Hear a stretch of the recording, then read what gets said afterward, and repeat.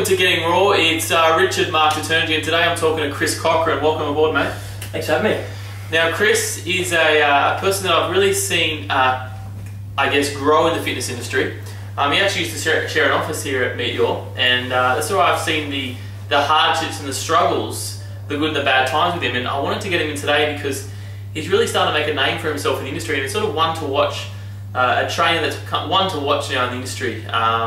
I want to find out how he went from, he went from a single personal trainer working at All Sorts, and now, having the genius idea to sort of approach a franchise before they had any systems in place. So I actually want to talk about that because I think that's ingenious, and figure out the leap and how hard it was to leap. So you were in All Sorts before.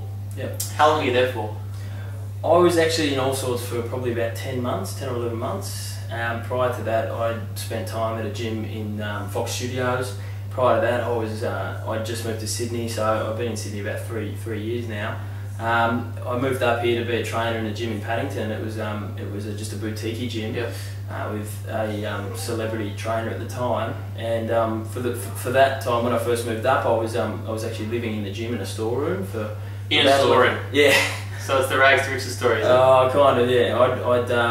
I'd left everything in Tassie. I'd moved up from Tassie, so came up to Sydney, the bright lights, and quickly found the realities of starting at the bottom. Was I was being paid $300 a week cash. Yeah. I was living in a storeroom. I was doing about 30-40 hours of personal training for the gym that I was working at down in White City. Yeah.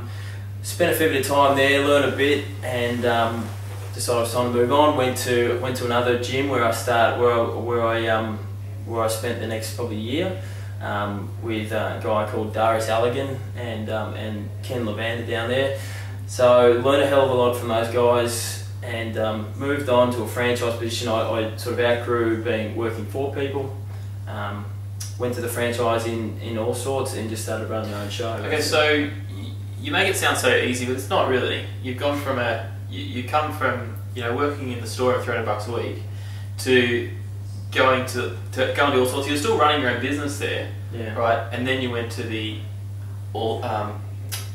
Anytime. Yeah, right? well, I mean, when I first went from Paddington to Fox Studios, I was working in a system where I paid a percentage of my personal training revenue to my mentors who I was learning from, and then so that was probably the majority of the time I was there. I was paying 50% of my revenue to these guys, and the last few months we went to earning 100%. And the gym was kind of, probably there wasn't enough people in the gym, so the decision to move on to All Sorts in Alexandria was purely because there wasn't enough people. There was about 200 members in the gym, so it just didn't make sense to stay there. At All Sorts, I know you were, when I met you, you were charging what, $100 plus a session, is that right? I was charging, yeah, 132. 132 a session. Yeah. And so most trainers would say, well, that's pretty good. Why are you going to move on? And at that time, you moved on. You didn't get your 132 a session when you moved on. Obviously, you're working for nothing. And then the last couple of weeks it's starting to happen again. The higher priced sessions are going up. And what are you charging now at? It's $220 for a session to 45 minutes. So. Okay, so $220 for a 45-minute session. Yeah, great. Yeah. So it's more than you were earning before, yeah. But now it's your own system at Anytime. Basically. I mean, I suppose the reason why $220, and some people might think that that's just a stretch, but there are people that pay that money. Basically, it's if you've got a demand for service, and at the moment I'm at the top of my tree in the gym that I'm at, because basically my business Rapid Personal Training is the personal training organisation in there. I employ trainers, and it's either basically what I try to get people to do is train in the system with the trainers. They do want to train with me. I've got limited time. I've had got a fair bit of experience, and they do pay the rate. And so you just put it out there, and they'll pay the rate if they want to use you. Yeah, well, I mean, yeah, they will. But I think what makes you different, and why people will pay, is because I believe you've got passion and you get results. That's probably the most important thing to think about here. I think in a day you can charge those prices, you've got to get results. Talk about Anytime. the process of going into that organisation? I think probably a lot of trainers would like to hear that. How does that actually? How do you get yourself running the personal training in there? Okay, well, you know, as a personal trainer, if you're a sole trader and you're working for yourself, if you're an ABN and you're running your own show, you're charging your clients, you're taking the money, then you're paying tax at the end of the year. Yep. You are running a business, and a lot of people don't realise that, and I kind of realised that a little the way through here. I pretty much thought I had a job. I just turned up to work, did my training, went home, and started to really think, oh geez, I need to get some sort of a system in place or learn something about business. I was, you know, clients would come and go. How the hell do you wake up each day and know that you've got a business there, or know that you've got money coming in? So you realised you had a job? Yeah, I realised I had a job, but I also realised the job was it was a business that I needed to learn about business. So I was a trainer, but there's no point being a great trainer if you're not good at business, because how the hell are you going to get in front of the next client if you can't actually get anyone in front of you because you haven't done any marketing, or you haven't, you know, created the lead gen to get someone in front of you. So I went to a business seminar and with Create P2 Wealth, which is just a business coaching organisation, who I jumped on board their program. There was a lot of other trainers in the room with me at the time. It was a 2-day seminar. It was a 2-day business boot camp where you come along, you hear a lot of stuff about how to become wealthy, obviously as the name suggests. At the end of it, there was a call to action to see who's actually serious, who wants to do it, and 70% of the room left that day, went back to their job. I was one of the lucky, fortunate few that took action, and from there, basically, you know, I've been guided. I've, you know, had an absolute, you know, crazy 12 months. And yeah, that's where I started kicking ass. And I was charging $80 at the time, and just through the systems, just, you know, created the higher rate for personal training, valued myself. Was doing a lot of hours of personal training, which was then thought, well, you know, what's the point? If you went to the top level of personal training, like Charlie Addy went to the 30-40 hours. I got sick and then back down. I mean, if I was crook, or if I wanted to go on holiday, the money stopped coming in. So that started the fascination. Tax turned off, basically. God, like, you know, what if everyone gets sick, all your clients are sick, they can't turn up, you know, you can't pay rent, or so the thought of having a passive income, which, you know, was something I was familiar with, that was just a fascination. And the move to Anytime came just with me just trying to work out how the hell I was going to get this passive income, and it just sort of came through having, you know, a few ideas and building a bit of a team and wanting to actually have that passive income. But oh mate, I was very focused. I mean, I work a lot with universal law, and one of the most basic universal laws is the law of attraction, and what you focus on is something that, you know, gets bigger and stronger.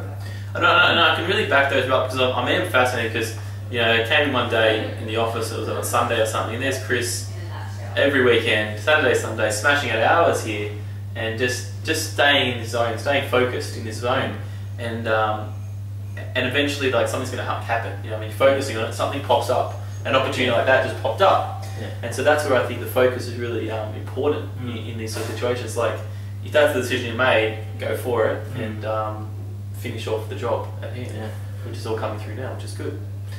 But I mean, I was a PT, just a general guy, like 20, 25 at the time, and I suppose a lot of other dudes would be out there kind of, you know, using their money on different things, on the alcohol, or, you know, going out and partying, or buying cars, or doing stuff like that, which would be cool. But I mean, I chose to invest in business coaching. I was spending a lot of money on business coaching. I didn't know what I wanted to do, but I knew I probably needed an office. So with you, obviously, invested in a space of my own, an office. So now I'm getting business coaching, I'm renting an office, I'm still a sole trader by myself. But you're acting like a big organisation. That something's going to happen, and something's going to land right here, ready to go. And nothing was going to happen. I had no plan. I didn't know what the hell I was going to do, but I knew if I spent enough time in this office. You came and you spent enough time in the office. I don't know what I'm going to do, but I'm going to be at the office. That's I'm going to be at the office. And you get the headspace here. The headspace was there, which I think was a really, you know, really valuable thing. The headspace was here, and something happened pretty much. Let's talk about your celebrity status. You know, from what I hear, from what I see in the magazines and things like that. I was in Coles the other day, and here I am. You got Kris Cochrane's head on the on a new magazine. What was the magazine called? It's a men's fitness. It's a spin-off men's fitness magazine called Eat Fit. Yeah. Eat Fit. So it was the first edition of Eat Fit. Yeah. And here you are with chopsticks, like knives. Knives, yeah. In an apron, with nothing else under the apron. Yeah. I don't know why, but you can just sort of see it's a great shot as well. So you had a few like covers coming up, and also then tell me about YouTube. Tell me the success on YouTube and how that happened, because you're all over YouTube as well. Tell me about that. Yeah, it's fun actually. I was telling my brother this story the other day. He's 21 and he's kind of waiting for his big break down in Tassie. And I basically used the story of how, you know, being a fitness cover model. Now I can tick the box of saying, you know, a fitness cover model as a personal trainer, which is kind of a big deal, which I'm really happy with. But that all came about. I didn't get a tap on the shoulder and say, you've reached this point now, you're going to be a fitness cover model. Right. I went and paid, I went and got photos done, I got my body into a position where it was in great shape, and I was looking at people in magazines thinking, you know, if these guys can get in the magazine, surely I can get into a magazine. Yeah. And so I went and paid, I got a good photographer, paid decent money, got some good shots done, and man, I just sent them out to everyone. So I wasn't you just sort of sent them out to the magazines, yeah? Yeah, so I wasn't waiting for someone to break me, I was going to make it happen, and you know, I sent it out to every magazine. I got 2 magazines, I got Oxygen Magazine, probably not soon after that happened, I got Oxygen Magazine, who came back and said they did a special piece with it. Yep. I sent it out to probably 10, didn't have any other responses basically, and 12 months later, after I'd sent these photos, I had an email, just a random email from someone at Men's Fitness saying, we've got a job coming up, would you... 12 months later? 12 months later. 12 months later.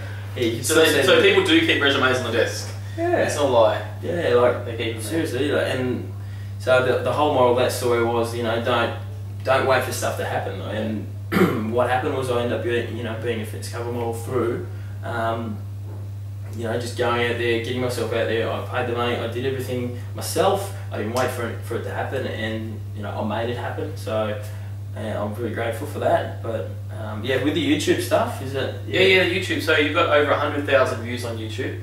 Yeah. You put a video on there.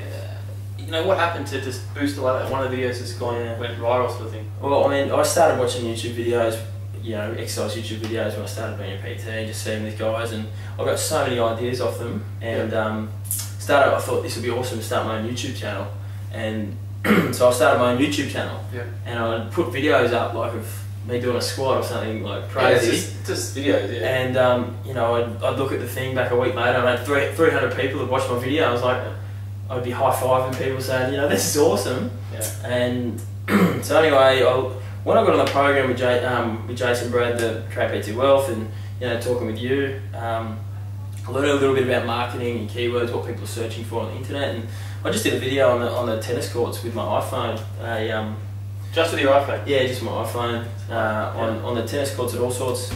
I had half an hour in between a PT session. I was bored. I was like, what am I going to do? I quickly thought, I'll just take 2 kettlebells up the tennis courts, I'll film a video, edit it, and just whack it up on YouTube for my video.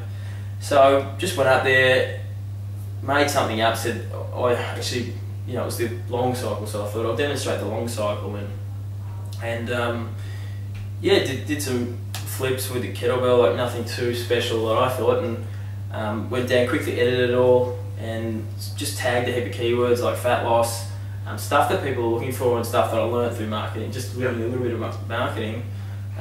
Probably a month or so went by, a few views, and then one day I looked online and I had 8,000 views on it, and I was like, you know, straight away, couldn't believe it. Yeah, 8,000 views. So, and then that grew to like 20,000, 50,000, and so stuff obviously it gained legs. So it just picked up and shared, and on the side. Yeah. It probably popped up one day on the homepage somewhere. Yeah, and people say email like. And now I get emails from around the world, you know, a few emails a week, people saying, hey, like your kettlebells are inspirational, or, you know, cheers from Europe, or cheers from Las Vegas. And I also get people saying, hey, I just bought a kettlebell, what do I do with it? So, yeah, so there's plenty now opportunity to go down that road and take the next level. We hope, you know, give education as well. It's good. It's a very good success story. So I'll put some of your links up here on the page down here somewhere, YouTube link, that sort of stuff. You can just actually check out Now, the reason I wanted to interview Kris is actually check out his style and what he's doing, because I think, as you mentioned, you go through YouTube and just search people and just be there and just keep looking. And I think that's the most important thing to success. And before we go, I want to ask you your 3 biggest mistakes you've made in the industry that have cost you a lot of money, that have really hurt your reputation, something like that. Well, what's the 3 biggest mistakes that you've made? Well, that's a tough one. You can't find 3. yeah. No, I'm perfect. Too many. I'm absolutely perfect. So, I suppose general baseline stuff with clients. Your bread and butter is personal training, and probably the most recent one has been losing focus on what is paying the bills. And when I was setting up Rapid, which is the business I'm doing now, I lost a hell of a lot of focus on what the income that was coming. I was too focused on this business, so I stopped sort of doing all the bread and butter stuff like client retention, like confirming clients, text, getting in contact with them, all that sort of stuff. And I lost a few clients that way. I lost a bit of income, lost my capital, which if someone's starting a business, you need capital. So I lost a bit of capital that way. So probably just losing focus on what's important now and focus too much on the future. Yeah. Probably number 2, again, sort of personal training stuff. Just texting clients late, not being hungover. Probably making up a story. I was young and make up the story running sick today. Just got home from the club or something. Yeah, exactly. Hey mate, so sick today. And how that clients knew, they picked it up pretty fast. Yeah, like clients knew, and my client retention rate back in the day was really bad. Like not really bad, but wasn't anywhere near what I expect from my trainers now and what I expect of myself. And purely because the service I was delivering was probably, I wasn't there in the session. I've learned a hell of a lot about delivering that one-on-one PT session. Well, you're charging $230 a session now, not $80, so exactly. Your whole mental state has to change as well. Yeah. That's good. Anything else?